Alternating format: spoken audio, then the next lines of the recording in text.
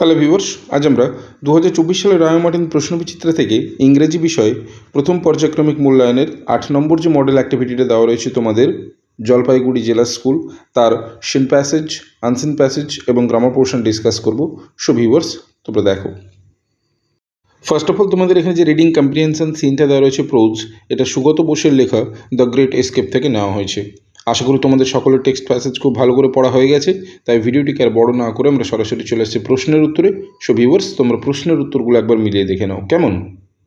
দেখো, একের এতে কি বলেছে, complete the following sentences with information from the above passage, অর্থাৎ ওপরের অনুচ্ছেদ থেকে তথ্য নিয়ে নিম্নলিখিত বাক্যগুলোকে সম্পূর্ণ করো।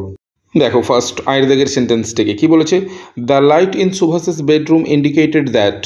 তাহলে বাক্যটিকে সম্পূর্ণ করবার জন্য কি লিখব, হি ওয়াজ স্টিল দেয়ার, অর্থাৎ শয়নকক্ষের আলো এটা নির্দেশ করে যে তিনি এখনও ওখানেই আছেন। এরপর টু এর সেন্টেন্স থেকে দেখো কি বলেছে, when the car engine faltered once Subhash and Shishir. বাক্যটিকে সম্পূর্ণ করবার জন্য কি লিখব, shared a few anxious moments together, অর্থাৎ ইঞ্জিনটি যখন একবার বিকল হয়ে গেল তখন সুভাষ এবং শিশির একসাথে কিছু উদ্বেগজনক সময় ভাগ করে নিয়েছিলেন। এরপরে চলে আসবো আমরা বিয়ের দাগে। দেখো, বিয়ের দাগে কী বলেছে, state whether the following statements are true or false, write T for true and A for false statements in the boxes provided, অর্থাৎ প্রদত্ত বিবৃতিগুলি সত্য না মিথ্যা বলো এবং প্রদত্ত বাক্সের মধ্যে সঠিক বিবৃতির জন্য টি এবং ভুল বিবৃতির জন্য এফ লেখো।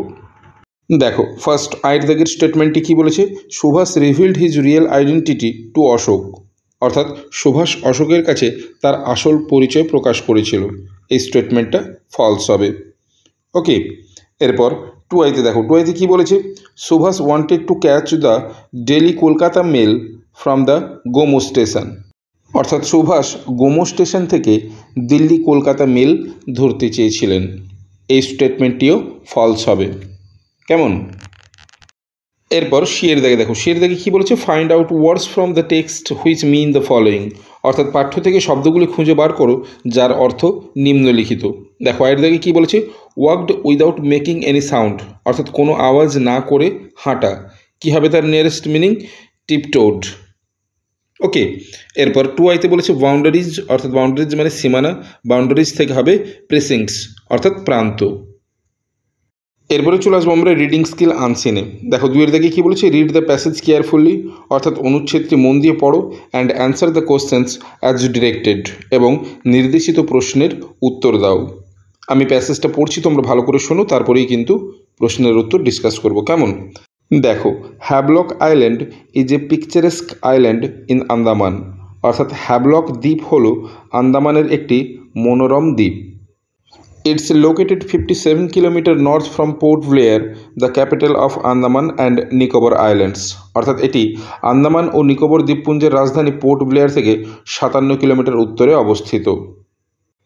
And is blessed with beautiful white sandy beaches, lush green forests and stunning coral reefs, অর্থাৎ এটি আশীর্বাদিত কিসের দ্বারা, সুন্দর সাদা বালুকাময় সৈকত, সবুজ বনানী এবং অত্যাশ্চর্য প্রবাল প্রাচীরের দ্বারা।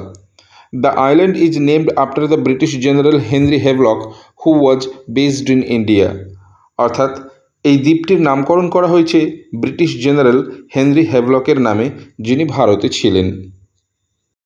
সো ভিউয়ার্স, এই ছিল তোমাদের আনসিন প্যাসেজ। এবার এখান থেকে যে প্রশ্নগুলো দিয়েছে চলো ডিসকাস করে নেওয়া যাক। দেখো কি বলেছে, অ্যান্সার দ্য ফলোয়িং কোশ্চেন্স, অর্থাৎ নিম্নলিখিত প্রশ্নগুলির উত্তর দাও। ফার্স্ট কোশ্চেনটা কি বলেছে আয়ের থেকে, where is Havelock island located, অর্থাৎ হ্যাভলক দ্বীপ কোথায় অবস্থিত। তাহলে এর অ্যান্সার কী লিখব, Havelock island is located at 57 kilometre north from Port Blair, the capital of Andaman and Nicobar islands. Okay, এরপর টু আইতে দেখো, টু আইতে কী বলেছে, why is the island called Havelock island, অর্থাৎ এই দ্বীপটিকে হ্যাভলক আইল্যান্ড বলা হয় কেন। তাহলে এর উত্তর কী লিখব, the island is called Havelock island because it is named after the British General Henry Havelock, who was based in India. এরপরে চলে আসবো আমরা গ্রামার অ্যান্ড ভোকাবুলারি সেকশনে। দেখো, তিনের দাগে কী বলেছে, fill in the blanks with appropriate forms of verbs given in the brackets, অর্থাৎ বন্ধনীর মধ্যে যে ভার্ব ফর্মগুলো রয়েছে তার সঠিক ফর্ম বসে শূন্যস্থানগুলিকে পূরণ করতে বলেছে। দেখো, আয়ের দাগে কী বলেছে, হার আঙ্কেল ড্যাশ, ব্র্যাকেটের মধ্যে ভার্ব ফর্ম দেওয়া রয়েছে রিচ, হোম, জাস্ট নাও। যখন বাক্যে জাস্ট নাও কথাটা উল্লেখ থাকবে তাহলে নিশ্চয়ই তোমরা জানো এটা প্রেজেন্টের পারফেক্ট ফর্মে হবে এবং এর স্ট্রাকচারটা কীরকম হবে, হ্যাভ বা হ্যাজ এবং তারপর ভার্বের থার্ড ফর্ম অর্থাৎ পাস্ট পার্টিসিপল ফর্ম বসবে। তাহলে এখানে হবে কি, her uncle has reached home just now. এরপর 2i-তে বলেছে তুহিন ড্যাশ ব্র্যাকেটের মধ্যে ভার্ব ফর্ম রয়েছে live in Kolkata for at least 10 years, অর্থাৎ তুহিন কমপক্ষে 10 বছর ধরে কলকাতায় বাস করছে। তাহলে এক্ষেত্রে হবে কি প্রেজেন্ট পারফেক্ট কন্টিনিউয়াস টেন্স। তাহলে কি হবে, তুহিন যেহেতু থার্ড পারসন সিঙ্গুলার নাম্বার তাই হবে হ্যাজ বিন লিভিং। ওকে, এরপর আমরা চলে আসবো 4 দিকে। দেখো 4 দিকে কি বলেছে, fill in the blanks by adding prefix or suffix or both to the words given in the brackets, অর্থাৎ বন্ধনের মধ্যে যে শব্দগুলো দেওয়া রয়েছে তার সঙ্গে হয় সাফিক্স কিংবা প্রিফিক্স অথবা সাফিক্স এবং প্রিফিক্স দুটোই যোগ করে শূন্যস্থান পূরণ করো। দেখো আয়ের দাগে রয়েছে the situation he was improved dash, ব্র্যাকেটের মধ্যে দেওয়া রয়েছে হোপ, হোপ থেকে সাফিক্স অ্যাড করে হবে হোপলেস, অর্থাৎ তিনি যে পরিস্থিতিতে ছিলেন তা আশাহীন প্রমাণিত হয়েছিল। এরপর 2i-তে রয়েছে গান্ধীজি বিলিভড ইন ড্যাশ, ব্র্যাকেটের মধ্যে দেওয়া রয়েছে ভায়োলেন্স, তাহলে ভায়োলেন্স থেকে প্রিফিক্স অ্যাড করে হবে নন ভায়োলেন্স, অর্থাৎ গান্ধীজি অহিংসায় বিশ্বাসী ছিলেন। এরপরে চলে আসবো আমরা 5-এর দাগে। দেখো 5-এর দাগে কী বলেছে, join the following sentences using infinitive, অর্থাৎ ইনফিনিটিভ ব্যবহার করে নিচের বাক্যগুলিকে যুক্ত করো। দেখো 8-এর দাগে কী বলেছে, Sirajul was lucky he got the chance, তাহলে এর উত্তর কী লিখব, Sirajul was lucky to get the chance. এরপর 2i-তে রয়েছে Lina has a car she wants to sell it, তাহলে এর উত্তর কী লিখব, Lina has a car to sell. So viewers, এই ছিল তোমাদের মডেল অ্যাক্টিভিটি 8 জলপাইগুড়ি জেলা স্কুলের সিন প্যাসেজ, আনসিন প্যাসেজ এবং গ্রামার পোর্শনের সম্পূর্ণ ভিডিও। কেমন লাগলো অবশ্যই কমেন্ট করে জানাবে। এছাড়া তোমরা যারা আমার চ্যানেলে নতুন অবশ্যই চ্যানেলটিকে সাবস্ক্রাইব করে রাখো পরবর্তী সময়ে এরকম আরও ভিডিওগুলি পাওয়ার জন্য। সো আজ এ পর্যন্তই, কথা হবে নেক্সট ভিডিওতে। Till then, by.